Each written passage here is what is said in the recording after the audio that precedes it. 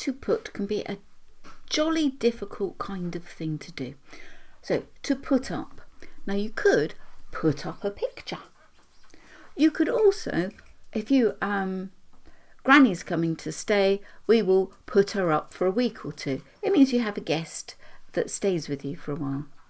But if you put up with someone, you would never say, but I've got to put up with Grandma, because that means to tolerate. It's something that really gets on your nerves. You've got to put up with it. On the other hand, you might have to put up with Grandmother, but you'll never say so because you're nice children. To put through means to subject somebody to something. Oh, we really put her through it. Meant that they had problem after problem after problem. They just trouble after trouble after trouble. And then to put down means to humiliate someone. There was no need to put her down.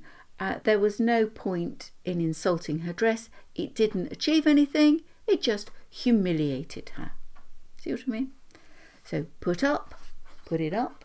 To put up, to give someone somewhere to stay. To put up with, to tolerate them. To put through, to subject somebody to some terrible ordeal. And to put down, to humiliate. What a tricky language. See you soon.